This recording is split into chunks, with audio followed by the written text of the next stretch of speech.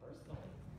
I really want to say I love the way that you brought this down to individualization, because, you know, we're libertarians, we're all about the individual. She went on the next year to found the Association of Libertarian Feminists because she wanted to address feminist concerns with libertarian solutions rather than statist solutions.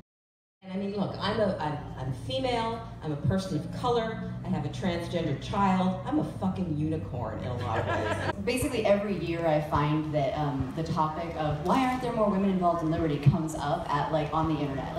I mean, our side sucks at talking to people. We use anarchy versus minarchy, we use downward sloping demand curves, we tell people to read Human Action.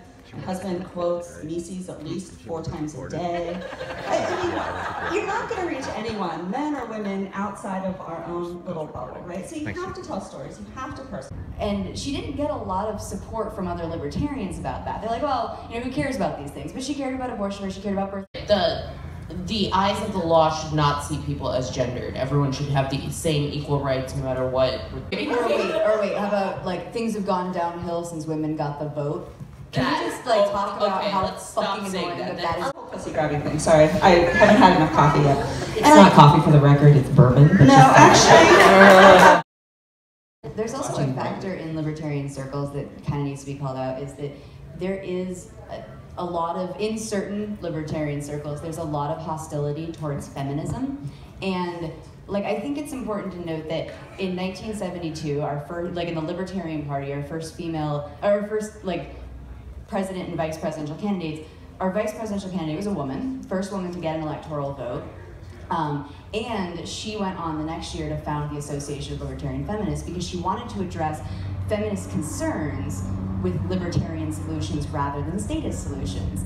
And she didn't get a lot of support from other libertarians about that. They're like, well, you know, who cares about these things? But she cared about abortion, or she cared about birth control, she cared about, like, all these different feminist issues that feminists are talking about equal pay and the right, and being able to work and not have to, you know, stay at home with kids if they didn't want to. And I see a lot of hostility towards that, and I totally get that a lot of feminists are very, like, state-inclined Democrats, like, statists, leftists, whatever we want to call them, but there's also a lot of issues that feminism can talk about that we can tap into. And, like, one of my biggest ones for me is consent culture, because feminists talk about consent and bodily consent all the time. They talk about how dare you touch my body without my consent, how dare you, you know, like they talk about rape, they talk about these issues.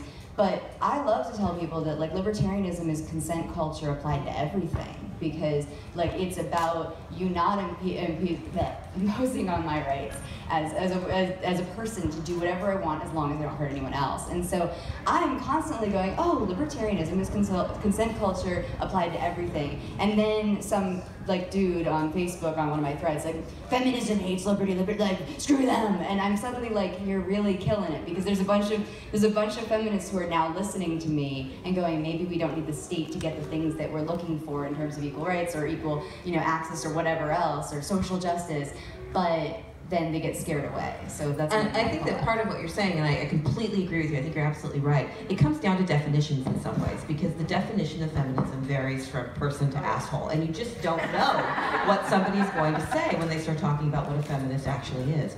And so for those people who say that, you know, feminism is all about exclusion, and, you know, building a group, you know, you guys, you're feminists, you just hate men, that's all. I've heard that, and I think that there are people who might come down on that side, you know, on that side. But you're absolutely right that the idea that we can, you know, that consent is a major part of this is a big deal. I really want to tie what Avens was saying to what Terry was saying here too, because I think libertarians do a great job of talking a lot of game about, oh, the civil society will take care of that, that will be handled.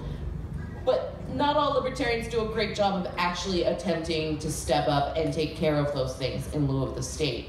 And feminism is a great point of it. I mean, it's one thing to just yell about feminism. It's another thing to say, okay, great, we care about feminist issues, we're libertarians, let's apply actual libertarian values to fixing these same problems.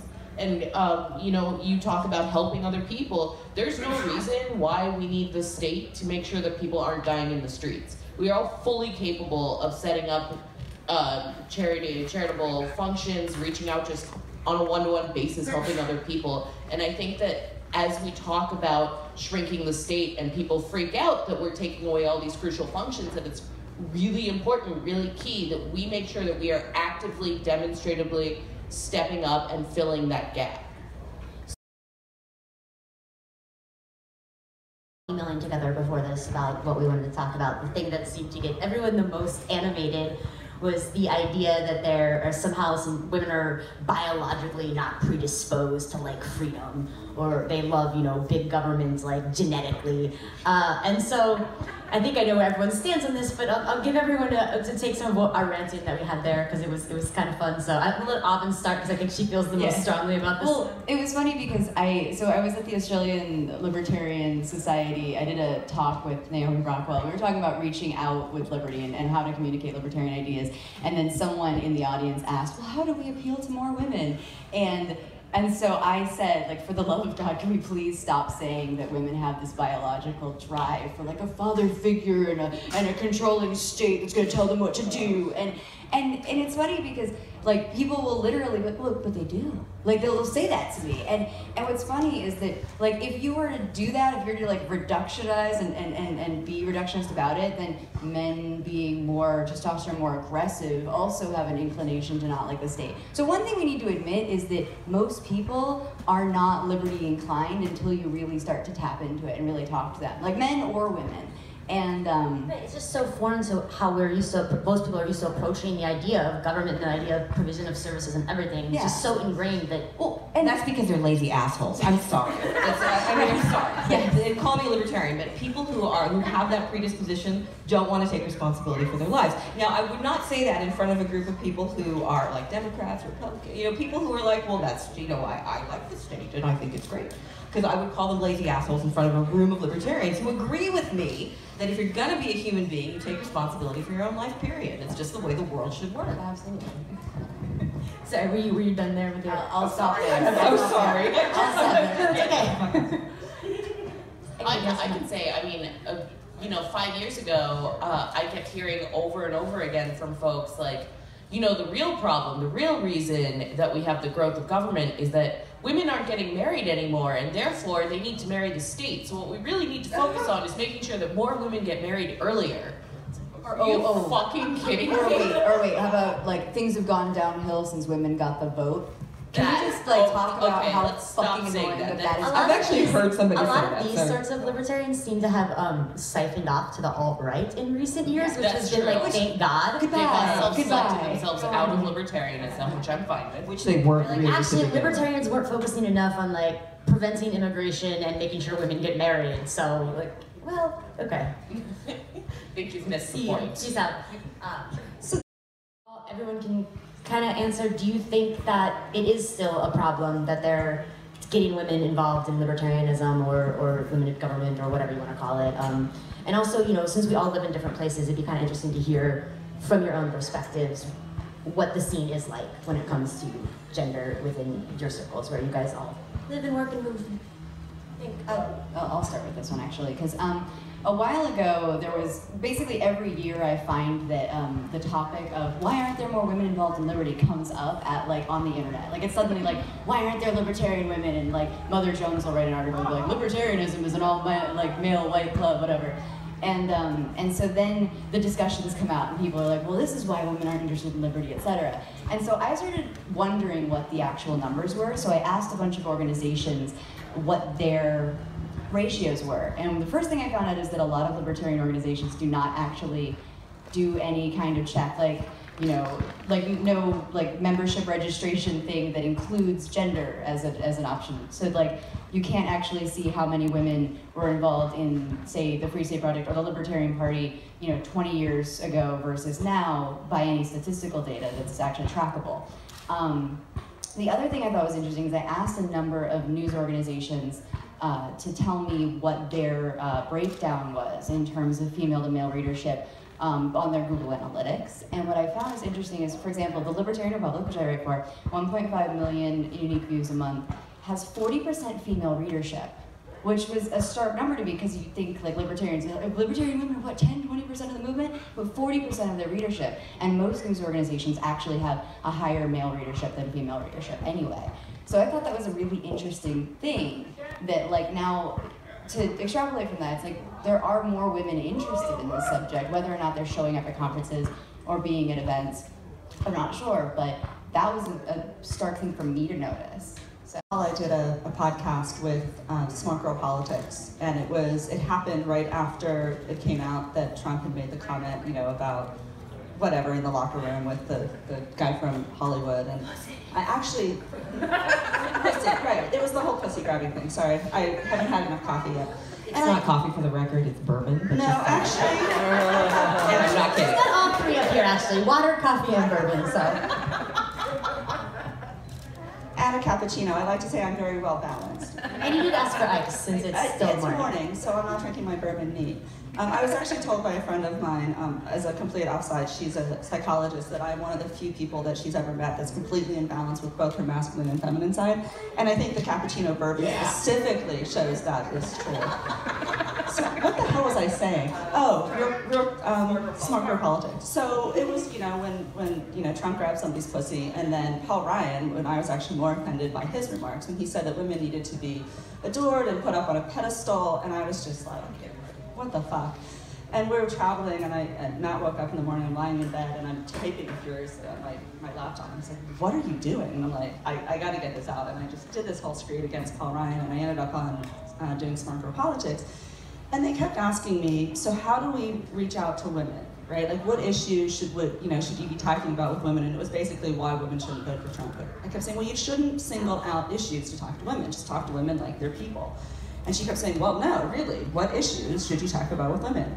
And so the two that I came up with are not typically considered women's issues, right? I talked about gun rights, because women historically are, considered foolishly the weaker sex, right? So we need guns to protect ourselves. So like, I'm a libertarian because the state hurts people, and I care about that, and I want to address that. And if you talk about real people who are being hurt in real ways, I think a lot of people, not just women, will be much more drawn to the message.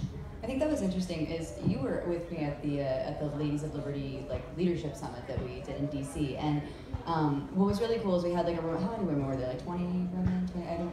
Close to 30. Okay, I think 25 to 30 women in this room, and we all kind of went around in a circle to say how we got into liberty.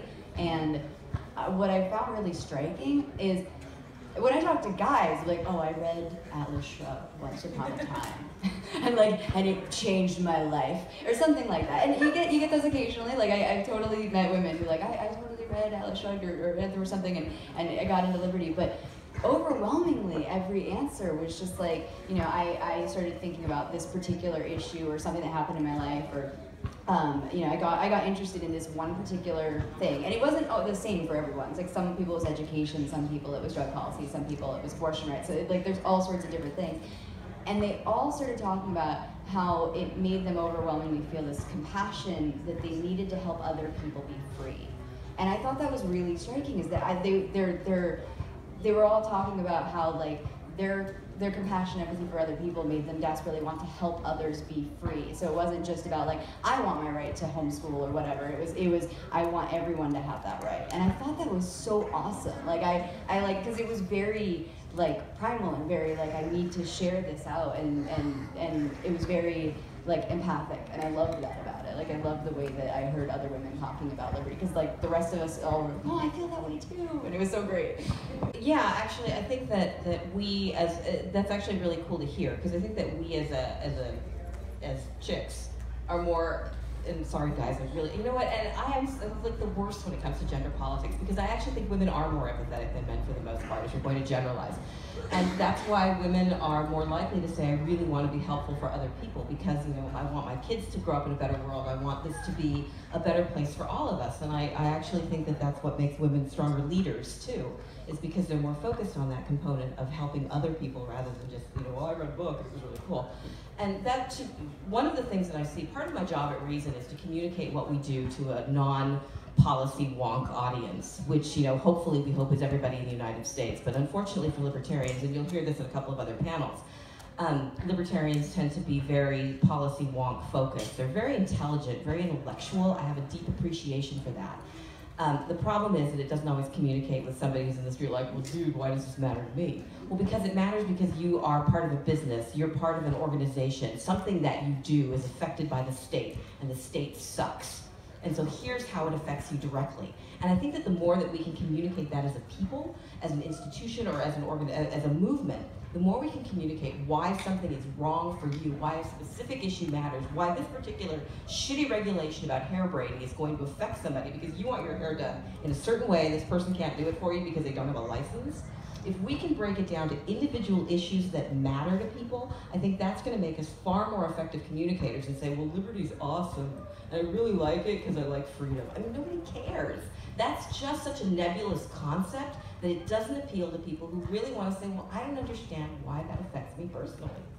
I really want to say I love the way that you brought this down to individualization, because, you know, we're libertarians, we're all about the individual, and it's very strange that then we pull back and say, like, oh, what do all women want to talk about? What do all people of color want to talk about? People aren't like that. People have very specific concerns and interests and ways that they approach things, and if you look at it like that and you talk to them like they're a real person, they'll be much more interested in what you're saying. Right, and I mean, look, I'm female, I'm a person of color, I have a transgender child, I'm a fucking unicorn in a lot of ways. I mean, really, right? So, but the thing that really affects me most, the thing that gets me motivated is immigration. Because I'm the child of immigrants, and so that's the kind of thing that really pisses me off. It's part of the reason I hate Donald Trump so much. I mean, there are lots of reasons, but that's part of it. Because immigration is a really big issue in the community from which I come, and so when I can talk to people about something, that's when my passion comes through. That's where I become really animated. And I think that we all have different issues. I mean, in the communities to which we come, you say we're from different places, but actually we're really not, because 2 of us are from LA and the other 3 are from DC. They're not representative places here. But I mean, the things that affect us in those communities are, you know, they're going to be relatively similar, but you go to Montana or Wisconsin or Michigan or other places, and the things that capture people's attention are going to be very different from the things that we are interested in. And part of what we need to do as individuals is develop the capacity to be able to communicate with people about that in a way that interests them, that engages them, and that pulls them in. And that happens irrespective of your gender. Some people being able to fund that themselves. You know, birth control, we have major problems. It's not available over the counter. It requires people under 18. A lot of states need to have parental permission to get on it, etc. Those are actual things that impede liberty that from a libertarian standpoint shouldn't exist.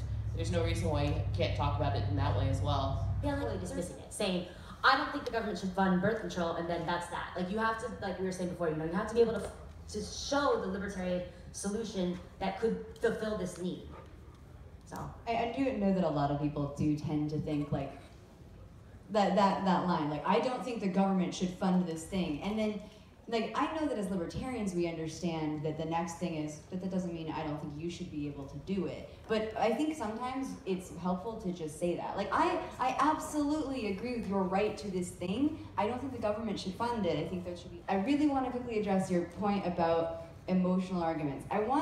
Though I do agree that libertarianism can be very logically based, I will point out that every time that someone says, you want to put a gun to my head and make me pay for X, Y, Z, that's an emotional argument. Like, it is a logical argument if you bring the logic all the way there, but when you like tell people that like, you're putting a gun to my head to pay for something I don't want, that's also an emotional argument, and let's not pretend that libertarianism isn't full of emotional things. I want those emotional arguments. They matter because people respond to them. That's why people like that stupid polar bear on the, you know, the little sad polar bear floating away, because they work.